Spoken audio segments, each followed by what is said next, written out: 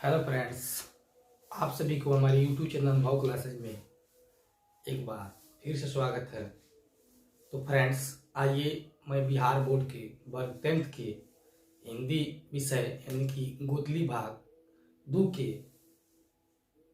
काव्य खंड के प्रश्नों को कराने आया हूँ, जिसमें हम जानेंगे 1 से लेकर के 32 तक के ऑब्जेक्टिव प्रश्न।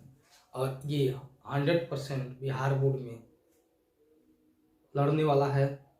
तो फ्रेंड्स, आइए और देखते हैं इस चैप्टर से कौन कौन से प्रश्न बनते हैं जो बिहार बोर्ड में आते हैं। तो आइए फ्रेंड्स और चलते हैं, देखते हैं कि क्वेश्चन कैसा है। तो फ्रेंड्स, पहला क्वेश्चन है कि गुरु नानक का जन्म कब हुआ था। गुरु नानक का जन्म कब हुआ था? तो ऑप्शन ए में है 1467 ईस्वी, ऑप्शन बी में है 1468 ईस्वी, ऑप्शन सी में है 1469 ईस्वी और ऑप्शन डी में है 1470 ईस्वी। तो फ्रेंड्स, गुरु नानक का जन्म 1469 ईस्वी में हुआ था। कब हुआ था? 1469 ईस्वी में हुआ था। तो हमारा ऑप्शन क्या हो गया? आंसर यानी कि हमारा ऑप्शन हो गया 1469 ईस्वी, यानी कि ऑप्शन नंबर सी हो गया। यानी कि 1 नंबर का आप लिखना चाहते हैं आंसर, तो फ्रेंड्स 1 नंबर का आंसर जो हो गया हमारा सी हो गया। उसके बाद है गुरु नानक का जन्म किस ग्राम में हुआ था। गुरु नानक का जन्म किस ग्राम में हुआ था? पूछ रहा है कि किस ग्राम में, यानी किस गांव में हुआ था। तो फ्रेंड, ऑप्शन ए में है नंद ग्राम में, ऑप्शन बी में है तलमंडी ग्राम में, ऑप्शन सी में है गुरु ग्राम में, ऑप्शन डी में है बिलसंडी ग्राम में। तो फ्रेंड्स, इसका आंसर है गुरु नानक का जन्म तलमंडी ग्राम में हुआ था। ऑप्शन बी होगा इसका आंसर। क्या होगा? ऑप्शन बी होगा इसका आंसर, यानी 2 का आंसर आपका हो गया बी। नेक्स्ट क्वेश्चन है 3 नंबर में, गुरु नानक का जन्म किस देश में हुआ था। गुरु नानक का जन्म यानी गुरु नानक किस देश में जन्म हुए थे। तो गुरु नानक का जन्म, फ्रेंड्स, गुरु नानक का जन्म देखते हैं। ऑप्शन ए में है भारत में, ऑप्शन बी में है नेपाल में, ऑप्शन सी में है पाकिस्तान में, ऑप्शन डी में है भूटान में। तो फ्रेंड्स, इसका आंसर है सी, यानी कि ये 3 का आंसर जो होगा फ्रेंड्स वो सी होगा। यानी कि गुरु नानक का जन्म किस में हुआ था जी? पाकिस्तान में हुआ था। और ये क्या बोलते हैं, 2 का गुरु नानक का जन्म किस ग्राम में हुआ था? तो बेलसंडी ग्राम में हुआ था। ये हो गया हमारा 3 का क्वेश्चन हो गया। उसके बाद है गुरु नानक का जन्म किस जिला में हुआ था। पूछ रहा है कि गुरु नानक का जन्म किस जिला में हुआ था। तो ऑप्शन ए में कटिहार में, ऑप्शन बी में पश्चिमी चंपारण में, ऑप्शन सी में लाहौर में, ऑप्शन डी में इस्लामाबाद में। तो फ्रेंड्स, हमारा आंसर होगा लाहौर में, यानी कि ऑप्शन नंबर हमारा सी सही होगा। 4 नंबर का ऑप्शन क्या सही होगा? सी सही होगा, यानी कि ऑप्शन नंबर हमारा सी सही होगा। उसके बाद गुरु नानक का जन्म स्थान क्या कहलाता है? कौन सा स्थान पूछ रहा है? जन्म स्थान क्या कहलाता है? तो फ्रेंड्स, ऑप्शन ए में है गुरुग्राम, ऑप्शन बी में है गुरु साहिब, ऑप्शन सी में नानक ग्राम, ऑप्शन डी में है नानकाना साहब। तो फ्रेंड्स, इसका राइट आंसर जो होगा वो नानकाना साहब होगा। गुरु नानक का जन्म स्थान क्या कहलाता था? नानकाना साहब कहलाता था। तो फ्रेंड्स, 5 का हमारा आंसर हो गया डी हो गया। यानी कि 1 से लेकर के 5 तक प्रश्न हम लोग प्रश्न का आंसर जान सकते। उसके बाद है गुरु नानक की माता का नाम क्या था। गुरु नानक के माता का नाम क्या था? तो फ्रेंड्स, सुलक्षणी तो उनकी पत्नी का नाम था, ये नहीं होगा। तृप्ता, सीता और तप्ता, तो तृप्ता भी नाम नहीं था उनकी माता का नाम, पत्नी का नाम सीता भी नहीं था, तो उनकी माता का नाम जो था तृप्ता था। तो फ्रेंड्स, 6 का जो राइट आंसर होगा वो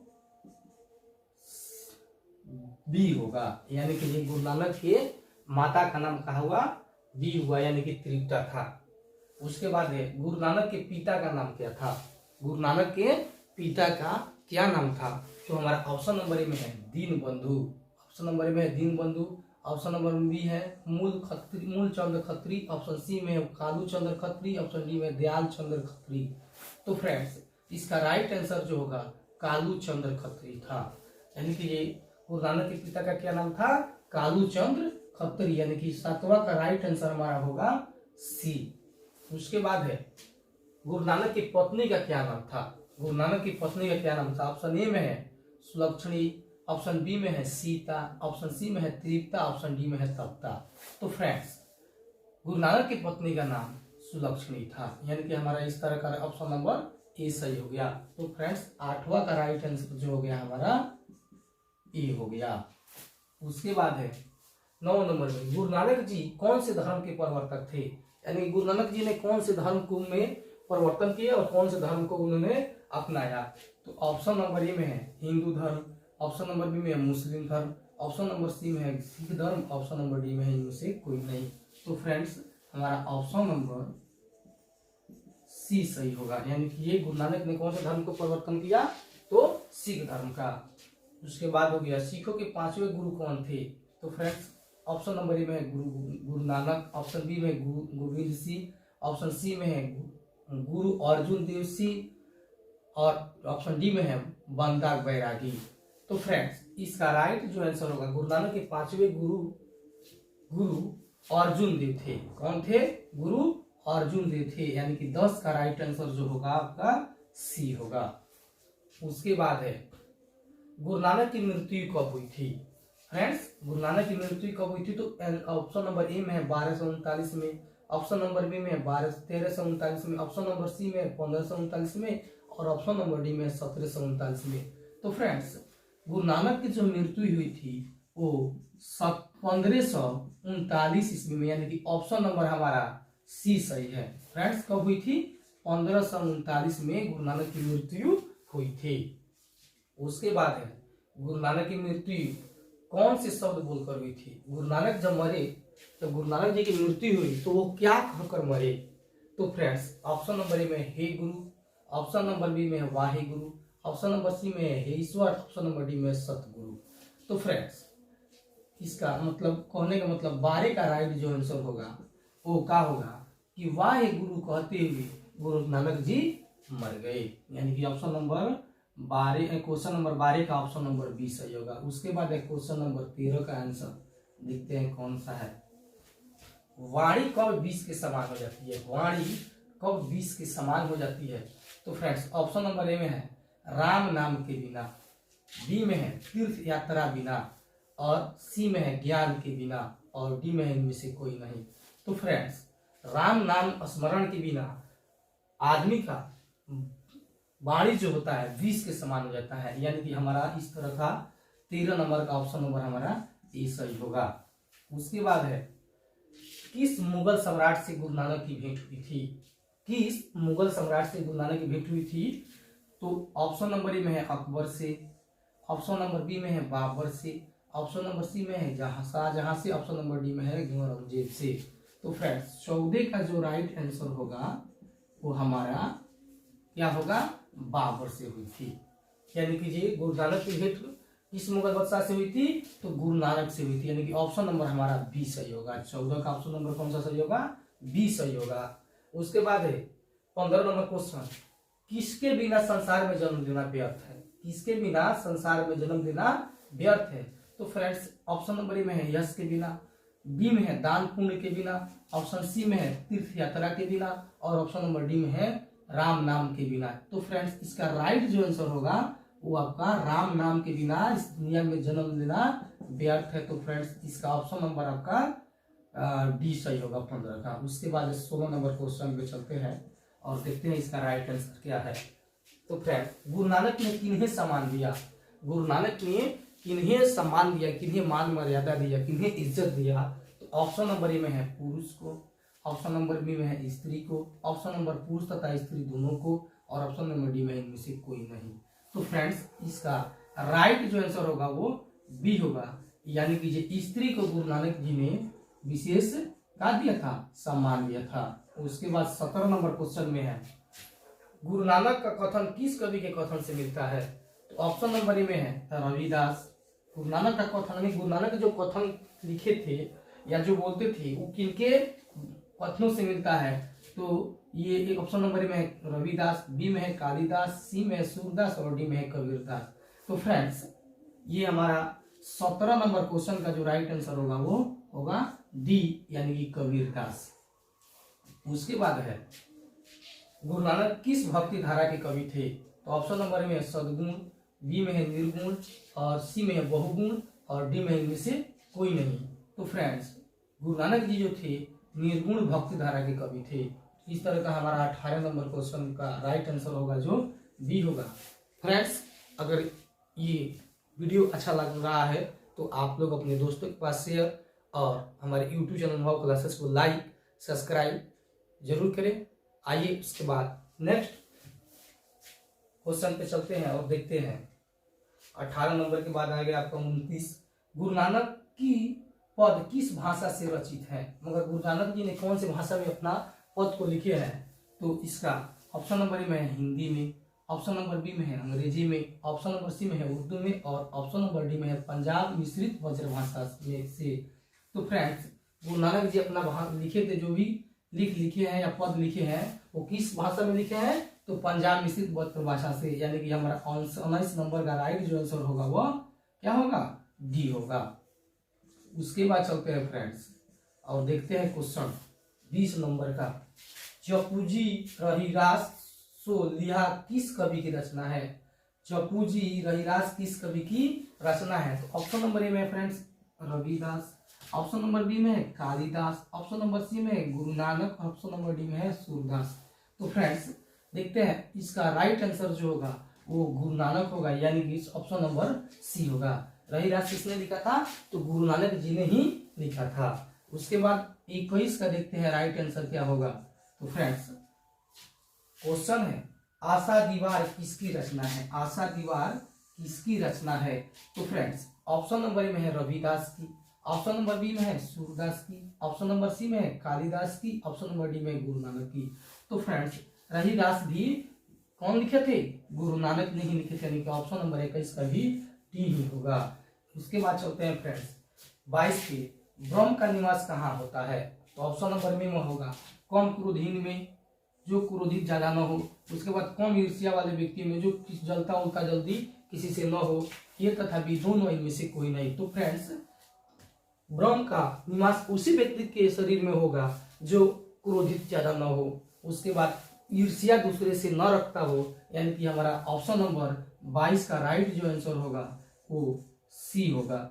यानी कि कम क्रोधित व्यक्ति और कम ईर्ष्या वाले व्यक्तियों के शरीर में जो होता है ब्रह्म का निवास होता है। उसके बाद हो गया आपका 23 का आंसर, देखते हैं क्या होगा फ्रेंड्स। तो 23 में क्वेश्चन है हरिरस किसकी रचना है? तो ऑप्शन ए में है गुरु गोविंद सिंह की, ऑप्शन बी में है गुरु नानक की, ऑप्शन डी में है नानक की, ऑप्शन सी में है नानक की, ऑप्शन डी में है घनानंद की। तो फ्रेंड्स हरिरस जो है ना गुरु नानक की ही रचना है। तो फ्रेंड्स इस तरह देखते हैं 23 का राइट जो आंसर होगा वो बी होगा। उसके बाद देखते हैं 24 का राइट आंसर क्या होने वाला है। तो फ्रेंड्स 24 जो क्वेश्चन है हमारा, सिख धर्म के प्रवर्तक निम्न में से कौन थे? यानी सिख धर्म को किसने प्रवर्तित किया? तो थोड़ा सा इसके पहले कुछ हटके क्वेश्चन बताया गया था कि गुरु नानक जी कौन से धर्म के प्रवर्तक थे या सिख धर्म के प्रवर्तक कौन थे? तो ऑप्शन नंबर ए में है friends Surdas, option number B में कबीरदास, ऑप्शन नंबर सी में गुरु नानक, और ऑप्शन नंबर डी में कालिदास। तो फ्रेंड्स हमारा क्वेश्चन का जो राइट आंसर होगा वह सी होगा, यानी कि गुरु नानक थे। यानी 24 का राइट आंसर जो होगा आपका क्या होगा? सी होगा। उसके बाद चलते हैं 25 पे और देखते हैं क्वेश्चन कैसा है। गुरु नानक की रचनाओं का संग्रह किनके द्वारा किया गया था? गुरु नानक जी जो रचना किए थे उनका संग्रह किनके द्वारा किया गया था? तो फ्रेंड्स ऑप्शन नंबर ए में है गुरु गोविंद सिंह, ऑप्शन नंबर में बी है ज्ञानदेव, ऑप्शन नंबर सी में गुरु अर्जुन देव, और ऑप्शन नंबर डी में बंदा बैरागी। तो फ्रेंड्स इसका राइट जो आंसर होगा वो गुरु अर्जुन देव होगा, यानी कि गुरु नानक की रचनाओं का संग्रह गुरु अर्जुन देव के द्वारा किया गया था। तो इसका राइट जो आंसर होगा फ्रेंड्स 25 का सी होगा। उसके बाद चलते हैं 26 पे और देखते हैं आंसर क्या होने वाला है। गुरु नानक की रचनाओं का संग्रह किस नाम से प्रसिद्ध है? यानी गुरु नानक जी जो रचना किए उनका संग्रह किए हैं उनको किस नाम से जाना जाता है? तो ऑप्शन नंबर ए में है साहिब ग्रंथ, ऑप्शन नंबर बी में है गुरु साहिब ग्रंथ, और ऑप्शन नंबर सी में गुरु ग्रंथ साहिब, और ऑप्शन नंबर डी में है गुरु ग्रंथावली। तो फ्रेंड्स इसका जो राइट आंसर होगा वो गुरु ग्रंथ साहिब होगा। यानी कि कहने का मतलब 26 का जो राइट आंसर हो गया आपका क्या हो गया, ऑप्शन नंबर सी सही हो गया। यानी कि ये गुरु नानक की रचनाओं का संग्रह क्या कहलाता है, गुरु ग्रंथ साहिब कहलाता है। यानी गुरु ग्रंथ साहिब के नाम से उनकी रचनाओं को जाना जाता है। उसके बाद है गुरु नानक की रचनाओं का संग्रह किस वर्ष किया गया, गुरु नानक की रचनाओं का संग्रह किस वर्ष किया गया। ऑप्शन नंबर ए में 1603 ईस्वी में, ऑप्शन नंबर बी में 1604 ईस्वी में, ऑप्शन नंबर सी में 1605 ईस्वी में और ऑप्शन नंबर डी में 1606 ईस्वी में। तो फ्रेंड्स 1604 ईस्वी में जो है ना गुरु नानक की रचनाओं का संग्रह किया गया था। तो यानी कि कहने का मतलब 27 का जो राइट आंसर होगा वो आपका बी होगा। यानी कि 1604 ईस्वी में गुरु नानक की रचनाओं का क्या किया गया था, संग्रह किया गया था। उसके बाद है 28 नंबर में गुरु नानक ने जगत का सार किसे कहा है, गुरु नानक ने जगत का सार किसे कहा है। ऑप्शन बी में धनार्जन को, ऑप्शन बी में संसारिक सुख को, ऑप्शन सी में पूजा पाठ को, ऑप्शन डी में हरि कीर्तन को। तो फ्रेंड्स इसका जो राइट आंसर होने वाला है वो आपका गुरु नानक ने जगत का सार किसे कहा है, तो हरि कीर्तन को। यानी कि भगवान के नाम जब को का कहा है, संसार का सार कहा है। इस तरह का हमारा राइट आंसर जो हो गया डी हो गया। उसके बाद हो गया 29 नंबर,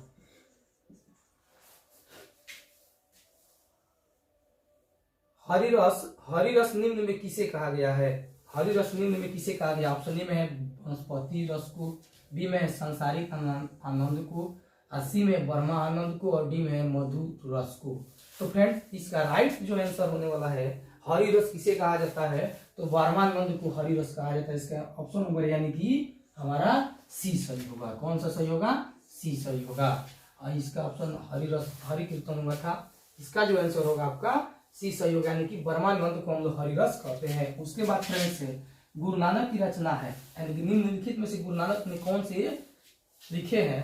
तो ऑप्शन नंबर ए में है अति सुदो सनेट कुमार, अति सुदो सनेट कुमार ये गलत है।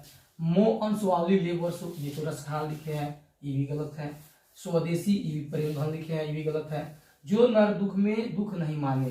तो फ्रेंड्स ये गुरु नानक की रचना जो है इसमें जो नर दुख में दुख नहीं माने, इस तरह हमारा क्वेश्चन 30 का जो राइट आंसर होगा वो क्या होगा, ऑप्शन नंबर डी सही होगा। उसके बाद चलते हैं फ्रेंड्स, देखते हैं 31 का गुरु नानक किस भक्ति धारा के कवि थे। तो ऑप्शन नंबर ए में है सद्गुण, ऑप्शन नंबर बी में निर्गुण, ऑप्शन नंबर डी में बहुगुण, ऑप्शन नंबर डी में है इनमें से कोई नहीं।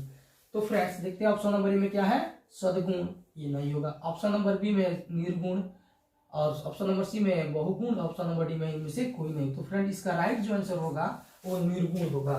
गुरु नानक किस भक्ति धारा के कवि थे, तो निर्गुण भक्ति धारा के कवि थे। तो इस तरह का हमारा राइट आंसर जो होगा फ्रेंड्स 31 का जो हो गया आपका बी हो गया। यानी कि ऑप्शन नंबर हमारा बी सही हो गया। उसके बाद फ्रेंड्स कौन पहले संत है जिन्होंने विदेशी आक्रमणकारियों के विरुद्ध में आवाज उठाई थी। यानी कौन ऐसे व्यक्ति है इसमें चारों ऑप्शनों में जो उनके विदेशी आक्रमणकारी थे उनके बारे में आवाज उठाए थे। तो ऑप्शन नंबर ए में है Kabir Das, option number C में है सूरदास, ऑप्शन नंबर बी में है सूरदास और ऑप्शन नंबर सी में है गुरु नानक और ऑप्शन नंबर डी में है रविदास। तो फ्रेंड्स ये ध्यान देना है कि गुरु नानक जी एक ऐसे व्यक्ति है जिन्होंने सबसे पहले विदेशी आक्रमणकारियों के बारे में आवाज उठाई थी। यानी कि कहने का मतलब हमारा ऑप्शन नंबर सी सही हुआ।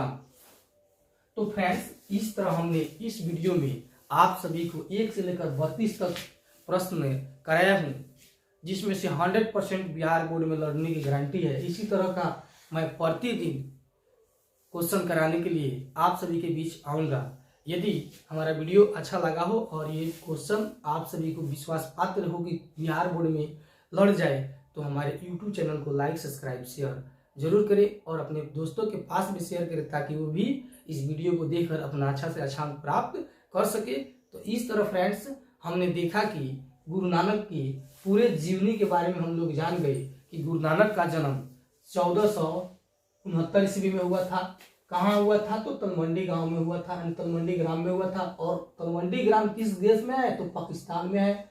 और पाकिस्तान जो है पाकिस्तान के किस जिला में है, तो लाहौर जिला में है। कोई दिक्कत। और जब क्या बोलते हैं गुरु नानक का जन्म स्थान क्या कहलाता है, तो ननकाना साहब कहलाता है। उसके बाद गुरु नानक की माता का क्या नाम था, तो त्रिपटा, और उनके पिता का नाम कालूक चंद्र खत्री, और उनकी पत्नी का नाम सुलक्षणी था। उसके बाद जो गुरु नानक जी थे वो किस धर्म को मानते थे, तो सिख धर्म को मानते थे। और गुरु नानक जी जो थे सिख धर्म को मानते थे। और सिखों के 5वें गुरु कौन थे, तो गुरु अर्जुन देव थे। कौन थे, गुरु अर्जुन देव थे। उसके बाद गुरु नानक की मृत्यु कब हुआ, 1539 ईस्वी में हो गए, यानी कि गुरु नानक जी 1539 में मर गए। उसके बाद गुरु नानक जी ने क्या कहकर मरे, तो वाहे गुरु कहकर मर गए, यानी कि वाहे गुरु कहते हुए आवाज देते हुए मर गए। और गुरु क्वेश्चन है कि वाणी विष के समान कैसे हो जाती है, तो जो व्यक्ति व्यवहार से नहीं बोलता है, जो हमेशा कटु भाषा का प्रयोग करता है, तो उसकी वाणी जो होती है ना, भगवान राम नाम के, जब राम का नाम नहीं लेता है, उसकी वाणी जो होती है क्या हो जाती है, विष के समान हो जाती है। यानी कि राम नाम के बिना हमारा वाणी जो होता है विष के समान हो जाता है।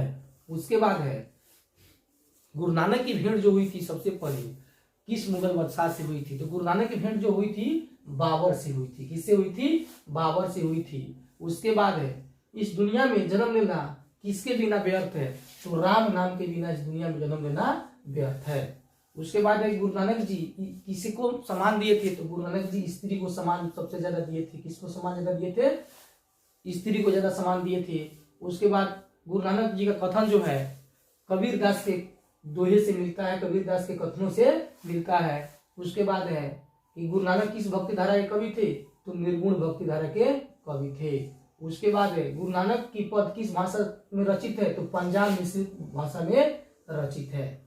उसके बाद है जपजी रही रास सो लिया कवि की रचना कौन से कवि की है, तो ये जो है गुरु नानक की है। कौन से कवि की है, गुरु नानक कवि की है, गुरु नानक जी ने लिखे थे। उसके बाद आशा दीवार किसकी रचना है, तो गुरु नानक की ही रचना है। उसके बाद है ब्रह्म का निवास कहाँ होता है, तो कम क्रोधहीन और कम ईर्ष्या वाले व्यक्तियों के शरीर में, यानी कि ऑप्शन नंबर हमारा सी सही है। उसके बाद है हरिरस किसकी रचना है, तो फ्रेंड्स हरिरस गुरु नानक की रचना है। किसकी रचना है, गुरु नानक की रचना है। उसके बाद है सिख धर्म के प्रवर्तक निम्न में से कौन थे, तो गुरु नानक ही थे। कौन थे, गुरु नानक ही थे। उसके बाद है गुरु नानक की रचनाओं को संग्रह किनके द्वारा किया गया था, तो गुरु अर्जुन देव के द्वारा उनको एकत्रित किया गया था। उसके बाद है गुरु नानक की रचनाओं को संग्रह किस वर्ष किया गया था, तो 1604 ईस्वी में किया गया था। कब किया गया था, 1604 ईस्वी में। उसके बाद गुरु नानक ने जगत का सार किसको कहा है, तो हरि कीर्तन को कहा है। किसको कहा है जी, हरि कीर्तन को गुरु का कहा गया है, जगत का सार कहा गया है। उसके बाद है आपका हरिरस निम्न में से किसे कहा गया, वनस्पति को, सांसारिक आनंद को और ब्रह्मानंद को। हरिरस किसको कहा गया है जी, ब्रह्मानंद को हरिरस कहा गया है। उसके बाद गुरु नानक की रचना कौन सा है, तो जो दुख नर में दुख नहीं माने। उसके बाद है गुरु नानक किस भक्ति धारा के कवि थे, तो निर्गुण भक्ति धारा के कवि थे। उसके बाद सबसे पहले वह कौन से ऐसे संत है जिन्होंने विदेशी आक्रमणकारियों के विरुद्ध क्या किए थे, आवाज उठाए थे, तो गुरु नानक ही एक ऐसे व्यक्ति है जो सबसे पहले विदेशियों के विरुद्ध आवाज उठाए थे। तो फ्रेंड्स इधर हमने 1 से लेकर के और 32 तक के प्रश्नों का आंसर जान चुके हैं। तो फ्रेंड्स अगर आप लोगों को वीडियो अच्छा लगा हो तो हमारे यूट्यूब चैनल को लाइक, सब्सक्राइब और शेयर करें, ताकि मुझे भी मोटिवेशनल प्राप्ति हो और मैं भी मोटिवेट होकर के इसी तरह का वीडियो आप लोगों को बनाता रहूं। इसके लिए जय हिंद, वंदे मातरम।